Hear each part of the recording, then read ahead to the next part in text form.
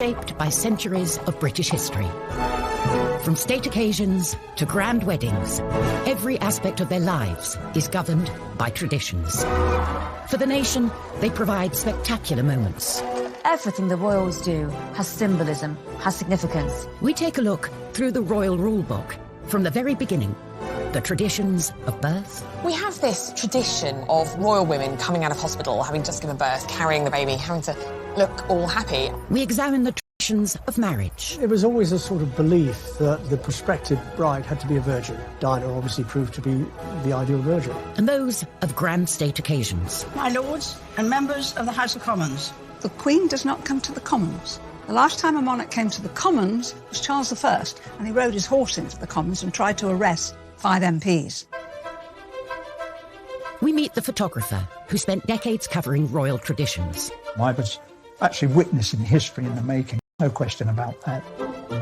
And we shine a light on the modern royals who are shaking up the system by doing things their way. I loved that Meghan came out and really showed her post-bump. We reveal the moment Obama got it horribly wrong. You can see Her Majesty sort of look at President Obama as if to say, oh my gosh, what are you doing? And the incredible letters from Princess Margaret to Parliament when she nearly caused a crisis by breaking tradition.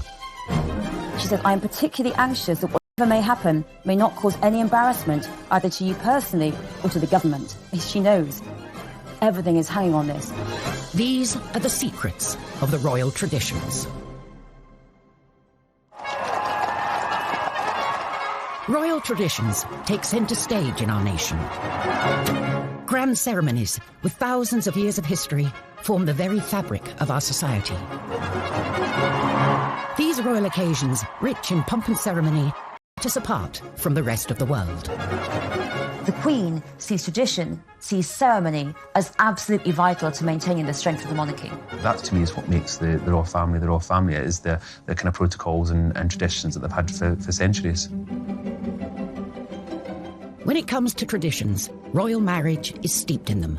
But as a result, monarchs can't always marry who they want.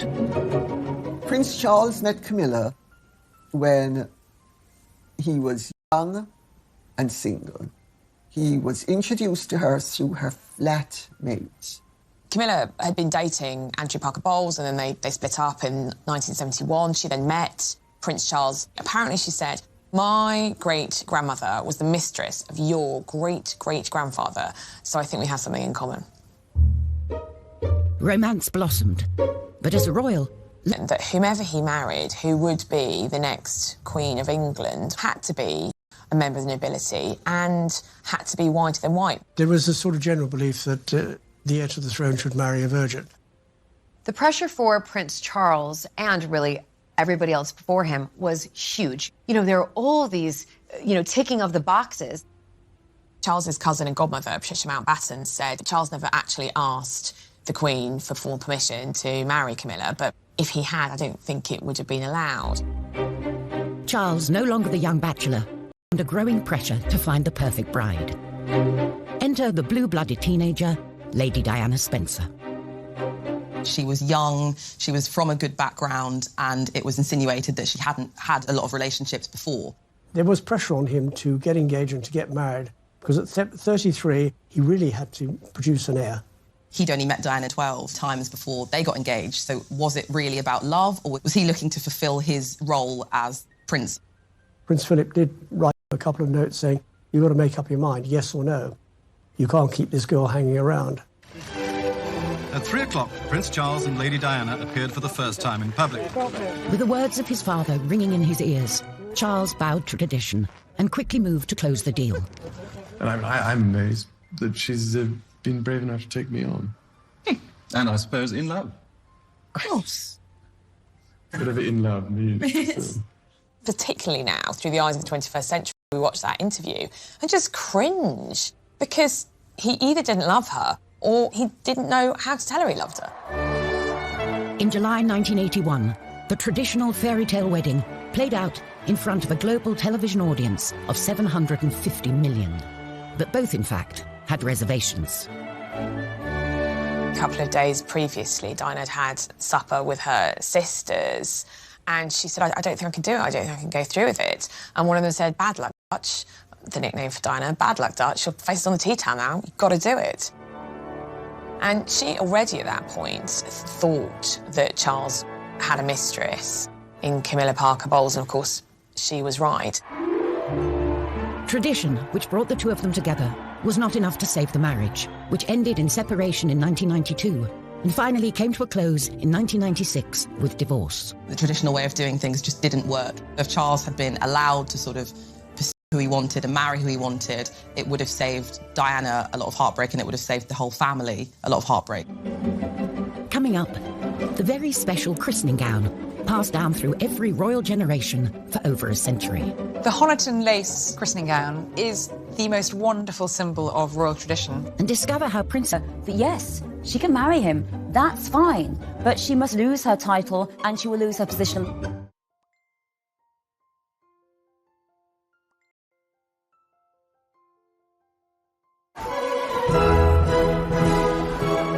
Royal traditions. They don't just make for grand occasions full of pomp and ceremony. For the Queen, they're an important reminder of the link between God and the monarchy. The Queen is head of the Church of England. She's Supreme Governor of the Church of England. She believes in her role, and believes in her role as being one for life. And for any royal, these traditions start from the minute you're born. The proud and now rested father was the first to arrive this morning.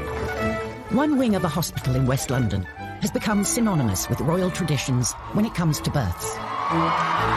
Prince George was born at the Lindo Wing, where his father was born and his uncle was born, and so many other royal babies have been born. Kent Gavin covered every Lindo Wing photo call for over 35 years, starting with Prince William. Well, we went down there, anything up to, I think it was about 2 weeks prior, because we weren't exactly sure of the date. Police had to put barriers up, and the roads were sealed off, and we used to chain our step ladders so that they could not be moved, and you wrote your name bit on felt, Kent Gavin, Daily Mirror, or whatever it was. Less than 2 days after arriving here, Prince, Princess and baby Prince emerged to the cheers of the crowd. It was over in minutes, you know, everybody shouting and screaming, but of course it was front page pictures. Kate and William carried on the tradition of the photo call on the steps of the Lindo Wing, whilst paying tribute to the past. We saw some lovely symbols that harked back to Charles and Diana. When Prince Louis was born, she wore that red dress, and quite similar to what Diana chose, coming out with Prince Harry. So there are nods to what has gone before, tradition-wise. The Duchess looked somewhat tired, but very happy in a beautiful red dress and high heels. I mean, we have this tradition now of women, royal women, coming out of hospital, having just given birth, carrying the baby, having to look all happy. Because, of course, previous to this, women had home births. The Queen had all of her 4 children at home, so you wouldn't actually have seen a royal woman, a royal mother, for some time in public. Newcomer to the family, Meghan, decided this was a custom she would sidestep. Meghan didn't want it at all. I mean, she's changed the rule book totally. I don't know whether she went and did it because just changing tradition. She didn't want to have that frenzy. Like Meghan, Julie Montagu married into the British aristocracy, and she doesn't see the appeal either. Listen, I've had 4 children. I can't imagine having to give birth and then have hair and makeup done, put on a dress and a paternity. The Sussexes chose a much calmer photo call, with just one photographer in the comfort of Windsor Castle, with a more natural feel. I loved that Meghan came out and really showed her, you know, her post-bump. Your stomach does not go right back in 2 days later. It takes a lot of time. So I think for women all around, it was a breath of fresh air to see her come out and look like that. Perhaps this modern tradition of showing the baby within days of being born can be traced back to a curious incident in the 17th century, during the warming pan scandal. In 1680, there were wild rumours that James II and his wife, Mary of Modena, had not actually had a child. James II was hated because most of the country was Protestant and he was Catholic. His second wife, Mary of Modena, fell pregnant. After not being able to have a child for a long time, suspicion soared. They basically said that Mary of Modena had a fake bump, and she gave birth, apparently, to a son. But immediately everyone said, No, she did not. She gave birth to a stillborn child, or a girl, and instead it was whipped away and a new baby was brought in the warming pan. And this was a huge scandal. No one believed that the baby was real, and as a consequence, James was pushed off his throne, and in came the tradition that every royal birth after that had to be witnessed by a senior member of the government to assent that the baby was truly royal. Thankfully, no such scandal with the more recent royal births. And when it comes to traditions, first on the royal baby to-do list is the christening, where everything down to the gown has a story. So the Honiton lace christening gown is the most wonderful symbol of royal tradition when it comes to royal babies. It was the christening gown that Queen Victoria and Prince Albert had made for their first child, Princess Victoria, for her baptism in 1841.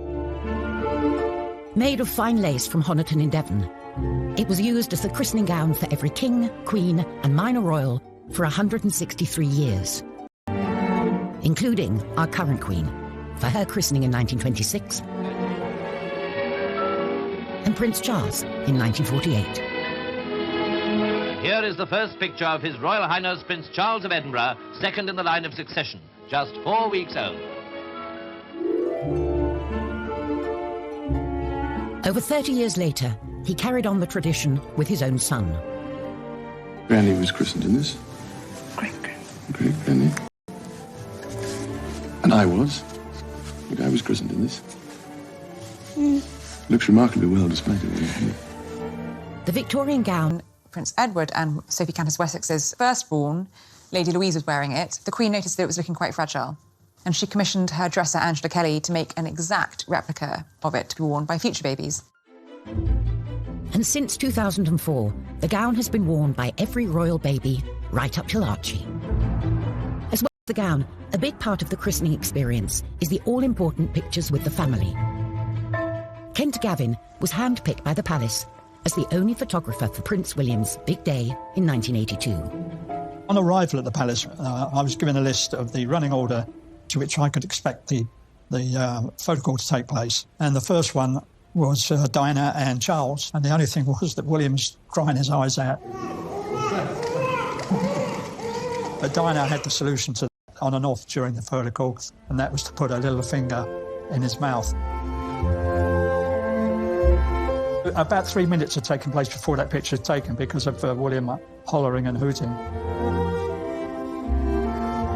But then, as it was like military clockwork, the Queen came out, Philip, Queen Mother, just sat down perfectly posed. It had all been organised and rehearsed for us. But it was William who was stealing the show, obviously, because of his crying. And normally, we would have been present for those sort of pictures. This particular picture was the one that most of us ran on the front page. Many years later, William requested a copy of that picture, to which I sent him, and he sent me a very nice letter in reply. That was the last picture on the actual running order. And I walked across to the Queen. I said, "Excuse me, ma'am, but there is one very important picture missing, and that is the Queen Mother, the oldest and the youngest." And she went, goodness me, how we missed that. And she called out, "Mother, Mother," and she sat down there. Diana handed William over, and that magic, yes, wonderful picture. And of course the Queen was very grateful as well. She has a whole set of all of these pictures. Royal babies aren't just born into the Windsor family, but into an institution with hundreds of years of strict traditions. In the 1950s, a princess hell-bent on breaking with tradition rocked the establishment when she fell in love with the wrong man. When Princess Margaret was a young woman, she fell hopelessly in love with a member of the household, the equerry to her father, Group Captain Peter Townsend. He'd been a war hero, he was handsome, he was charming, but he was divorced. In 1953, Townsend proposed to the 22-year-old Margaret. But by law, as a member of the royal family under 25, Margaret needed the Queen was forced to make very difficult decisions with her own sister. As head of the church, the Queen felt she couldn't sanction the marriage.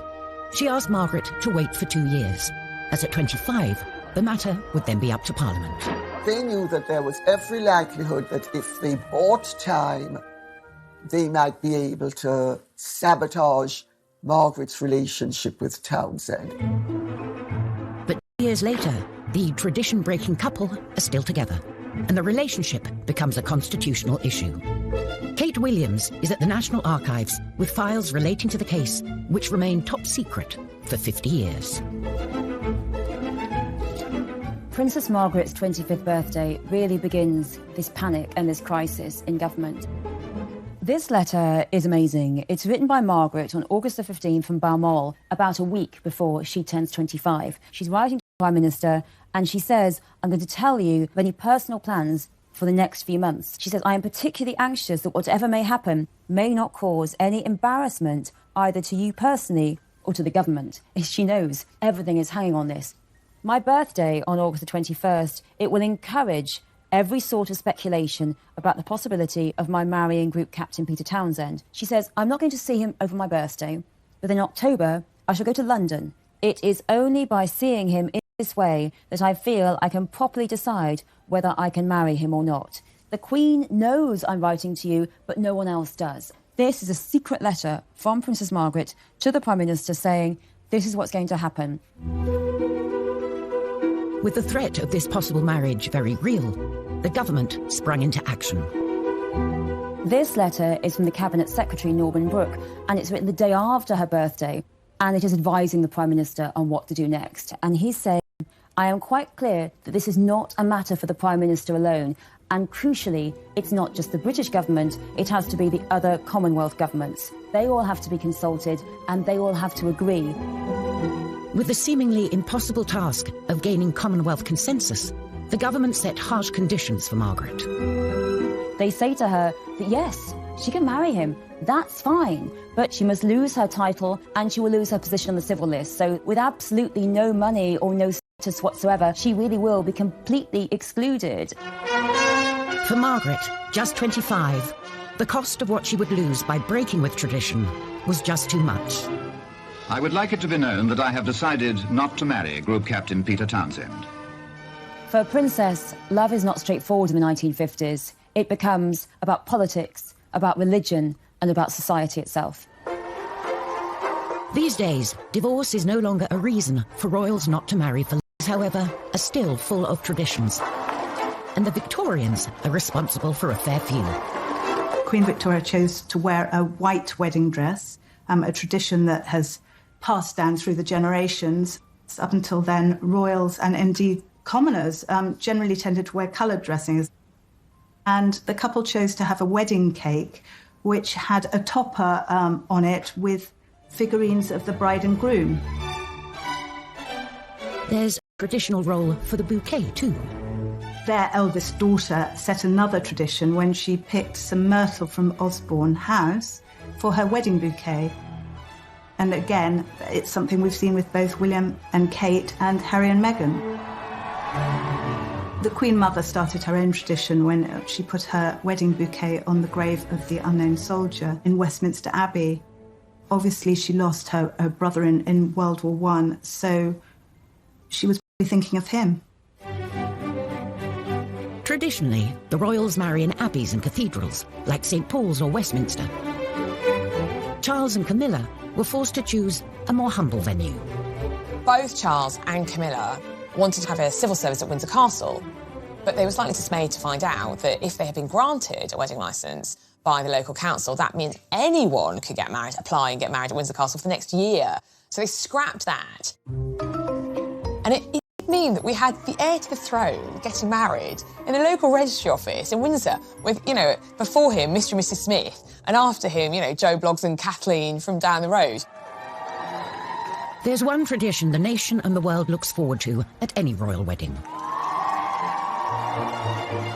The wedding kiss, of course, is iconic nowadays. So many people will be surprised to know that, in fact, there have only been 3 royal couples who've kissed on the balcony at Buckingham Palace.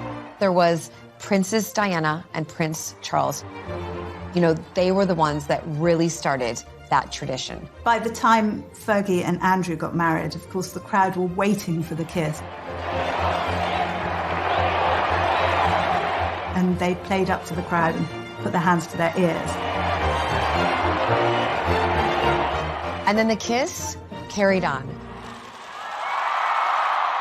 Coming up, how the Queen's traditional meetings with her prime ministers were not always ones she enjoyed. Famously, she liked John Major. She didn't care for Margaret Thatcher. How the traditional method of royal execution went horribly wrong. So her head falls out of his grasp, drops onto the floor, rolls along. I mean, it's just horrific.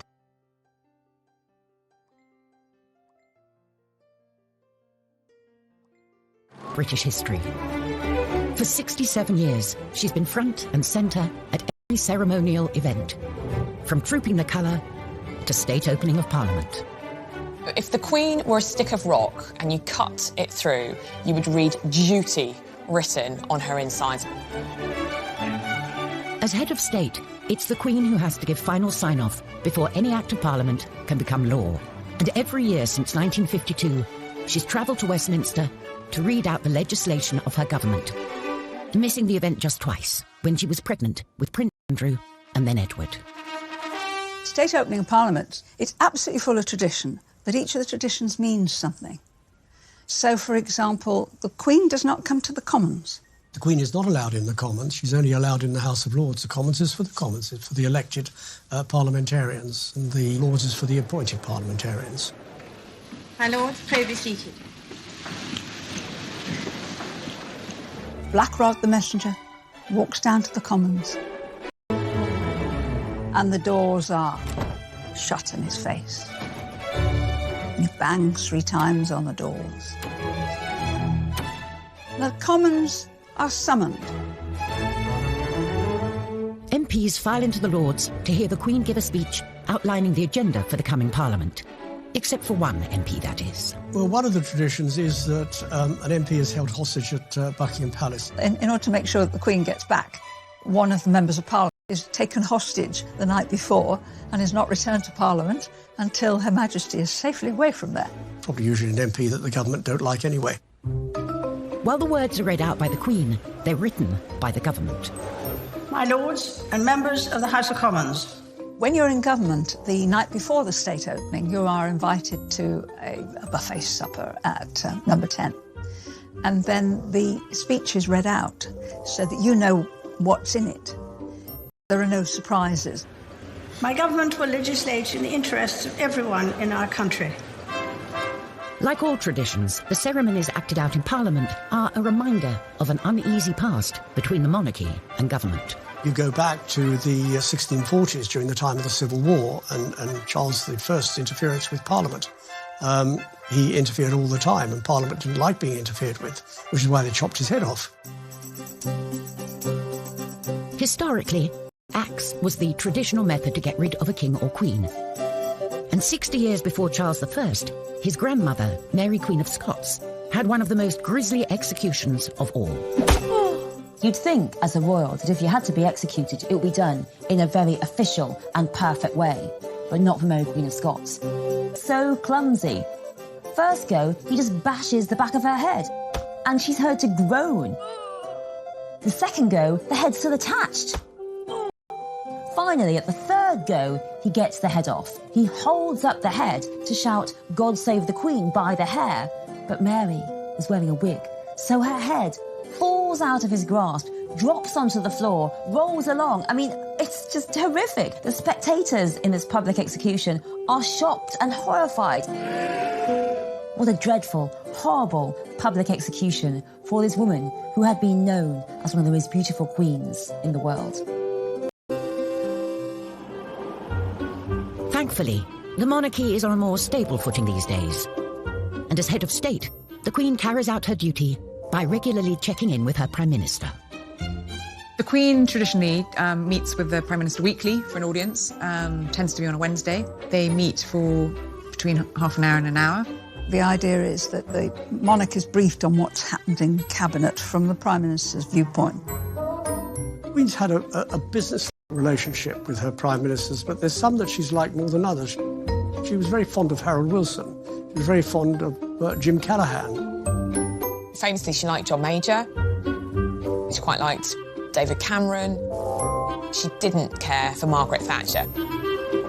Margaret was hugely deferential. She adored the monarchy and would be almost kind of crawling, which irritates a strong personality, doesn't it? And Margaret Thatcher may also have rubbed the Queen the wrong way when, in 1982, she took the salute from the armed forces, a role usually reserved for the Queen. Margaret wouldn't have done anything deliberately to insult the Queen. Oh, no. Margaret was very traditional and would have deferred immediately. So there's obviously been a breakdown of communication somewhere that actually that's the Queen's job. On the other hand, she did rather do this a little bit in her later years. While the rest of Parliament is on their summer break, the Queen hosts the Prime Minister in a supposedly relaxing gateway in the Scottish Highlands. Every year, again, another tradition, every Prime Minister is invited to a long weekend at Balmoral where the Queen spends He's wearing a wig, so her head falls out of his grasp, drops onto the floor, rolls along. I mean, it's just horrific. The spectators in this public execution are shocked and horrified. What a dreadful, horrible public execution for this woman who had been known as one of the most beautiful queens in the world. Thankfully, the monarchy is on a more stable footing these days. And as head of state, the Queen carries out her duty by regularly checking in with her Prime Minister. On Wednesday, they meet for between half an hour and an hour. The idea is that the monarch is briefed on what's happened in Cabinet from the Prime Minister's viewpoint. The Queen's had a business-like relationship with her Prime Ministers, but there's some that she liked more than others. She was very fond of Harold Wilson. She was very fond of Jim Callaghan. Famously, she liked John Major. She quite liked David Cameron. She didn't care for Margaret Thatcher. Margaret was hugely deferential. She adored the monarchy and would be almost kind of crawling, which irritates a strong personality, doesn't it? And Margaret Thatcher may also have rubbed the Queen the wrong way when, in 1982, she took the salute from the armed forces, a role usually reserved for the Queen. Margaret wouldn't have done anything deliberately to insult the Queen. Margaret was very traditional and would have deferred immediately. So there's obviously been a breakdown of communication somewhere that actually that's the Queen's job. On the other hand, she did rather do this in her later years. While the rest of Parliament is on their summer break, the Queen hosts the Prime Minister in a supposedly relaxing gateway in the Scottish Highlands. Every year, again, another tradition, every Prime Minister is invited to a long weekend at Balmoral where the Queen spends... The sitting Prime Minister of the day will very often go up for a long weekend with their husband or wife and spend time with the Queen out there. Tony Blair and Cherie hated it. Cherie talks of being really embarrassed about the servants at Balmoral unpacking all of your bags and you're putting all your clothes away. And I think she famously said that she didn't want to pack contraception because she was so worried about them seeing it in her bags. And I think that's where their youngest son, Leo, was conceived. You know, there's a wonderful story about Tony Blair, the first time he was really talking to Prince Charles as he was Prime Minister. And I was saying, oh, what do you want us to call you? And Charles just looked down his nose at him and said, you call me Sir. From garden parties to public engagements, between them, the royals meet thousands of subjects every year. Protocol helps ease the encounters and avoid awkward moments for either side. Etiquette and protocol is important for the royal family because it tells people what to do.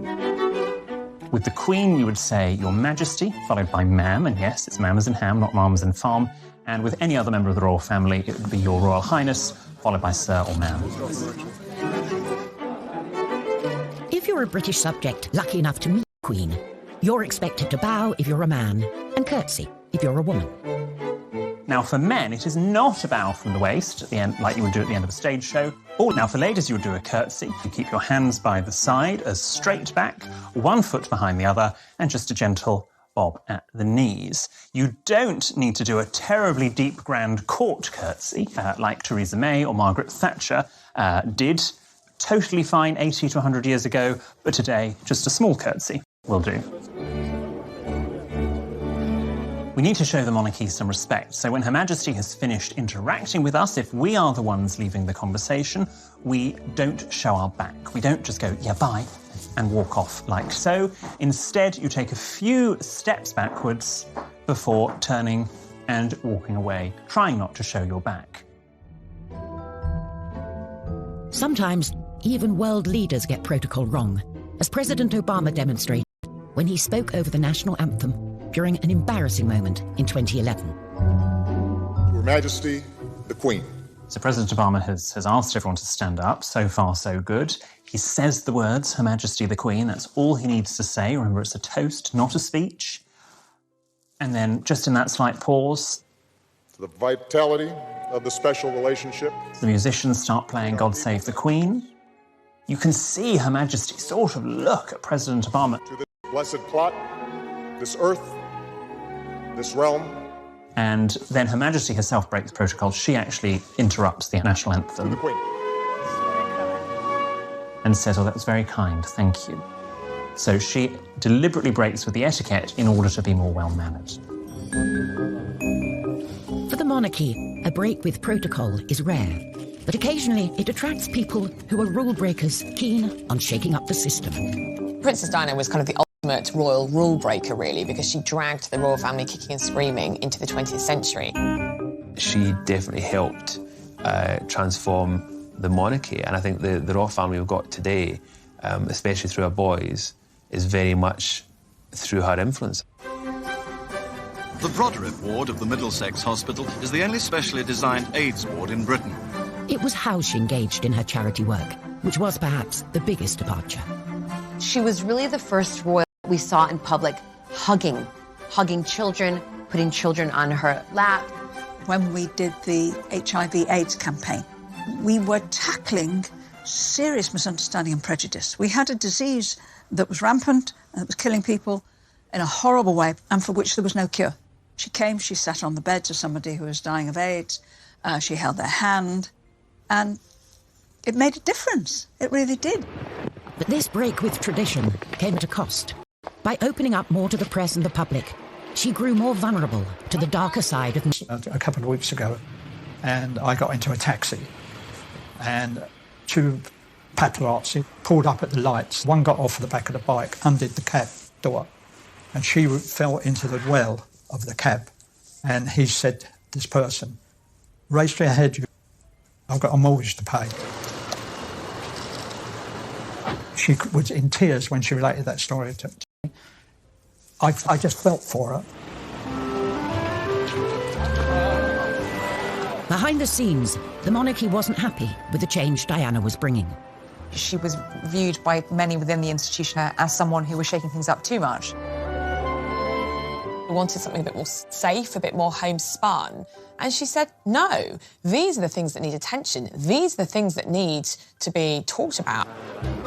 It wasn't just how the royal family operated that Diana changed. She also changed the traditional way in which royals dress. Designer Jacques Azaguri played a vital role in moving Diana away from traditional royal dress and transforming her into one of the biggest fashion icons on the planet. I was always excited to see her step out into my dresses. There was just something about her wearing my dresses, you know, the Princess of Wales. And also the process leading up to her wearing that dress was always so friendly, so comfortable and exciting. This is one of the first times that she kind of went a little bit modern. It was, I'd say, probably about 4 inches above the knee, which for a princess was very, very short. Red was one of her strong favorites. As you notice, it had a little opening down the front. She wanted to actually wear it to there, showing a little bit of midriff. Of course, we didn't allow her to. Another famous dress Diana wore during an important night in 1995, where she smashed a vengeful fist through every conceivable royal protocol. It was the night of the bombshell Panorama interview, in which she made a series of startling claims, including, there were 3 of us in this marriage. She called me actually 2-3 nights before the interview was going to go live, and she says, I need a dress. I've done an interview. I haven't said anything wrong, and I'd like to wear something really stunning and sexy. And I took 3 black dresses from the shop, because, you know, the royals are not usually able to wear black unless it's for mourning. But of course now she could wear any colour she wanted. We unzipped them out of the bag, and straight away she said, that one. And she wore this, attending. And again, the décolleté on here was very low for the time. Her birthday was coming up in July, and that's where we come to the birthday dress here. She was meant to be wearing another dress for the Tate centenary, but I think as a thank you to me, she actually wore this dress. This was Diana on her 36th birthday. It was really a time of her breaking away from her past, really, the traditions, the royal protocol, and moving on with life as she really wanted to live it. And sadly, that was the last time she was seen in public with, you know, a full evening gown. Dear Jacques, I was quite overcome on opening the parcel. I'm absolutely thrilled to have been given such a beautiful dress for my birthday. Thank you more than I can possibly say for making this day particularly special. Lots of love, Diana.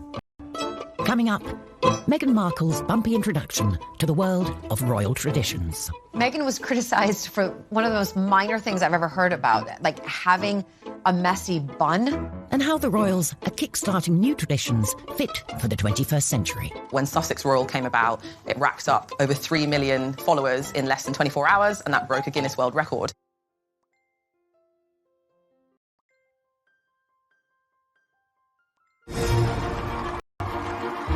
The British monarchy. For over half a century, through change and challenge, they've kept alive traditions celebrating our collective past. The Queen has been the absolute constant. She's lived through the swinging 60s, the miners' strike, the social media age, and she's still here. Now it's up to a new generation to bring the monarchy forward. Meghan Markle is one of the most talked about modern royals. Since her introduction to the royal family in 2016, the headlines have been full of stories of her breaking traditions. Listen, Meghan comes from California, you know, sort of really the land of the free. And then all of a sudden having to move over to this country, marry into the royal family. There's a lot of rules and really regulations that she has to follow. It must be a real shock for Meghan because she was this independent Hollywood actress doing what she wanted, essentially. And now something as innocuous as her closing a car door, headlines around the world. She's closed her own door. Oh, my God. Meghan was criticized for one of the most minor things I've ever heard about, like having a messy bun. I mean, honestly, please find something else, because I actually thought that messy bun was really cool. Meghan shouldn't have worn black nail varnish. I mean, honestly, there is no protocol on what colour nail varnish. If anyone's criticising Meghan for not wearing tights, let me tell you something. Sarah Ferguson, Duchess of York, didn't wear tights. I was at an event as minister where she came to do an opening, and she turned up actually looking scruffy, which is a no-no, because the people who are there, they come to see the magic and the style and the grace of royalty. Kate, who stuck to the traditions rulebook, received the opposite criticism from Meghan when she was labelled robotic. I get to see them privately, the royals, and drinks receptions, and she's actually got a wicked sense of humour. But I don't think Kate feels that she can ever kind of let that show publicly, because that's not really what's expected of her as the wife of a future monarch. The young royals are creating new traditions fit for the 21st century, thanks to the new digital age. The social media development, you know, in the royal family has been a big thing in the last few years. You've seen Instagram accounts. But when Sussex Royal came about, it racked up over 3 million followers in less than 24 hours, and that broke a Guinness World Record. So you can see that there's definitely an appetite for people wanting to know what the royals are up to all the time. And it definitely gives them much more control over the story that they want to tell. For Prince William, being able to take back control is personal. William and Kate rarely allow their children to be seen in public, so their presence here guarantees a media frenzy. I was on a shoot with Prince William. We were talking about how things were regarding his mother. And he said, I can assure you that I will never, ever let happen to my wife or my children to what happened to my mother.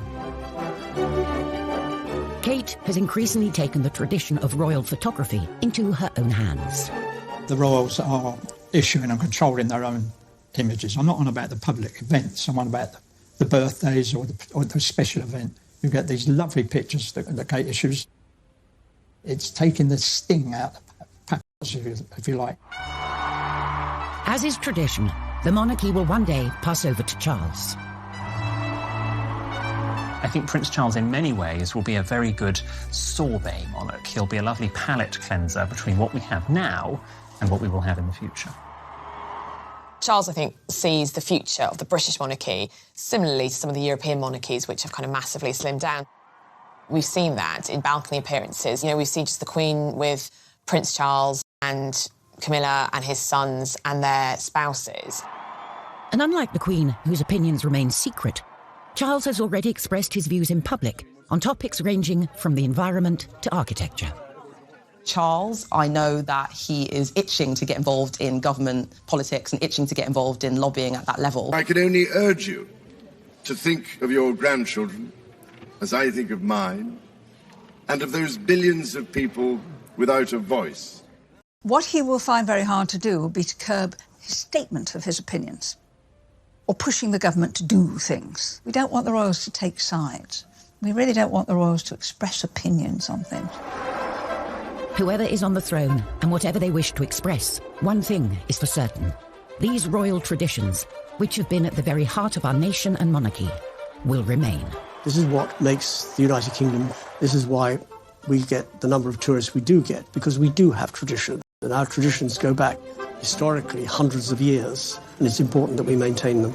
Royal traditions are like the fulcrum around which the family circulates. Individuals come and go, but the royal traditions are always there. All those great British traditions will remain. That is what makes the royal family the British royal family.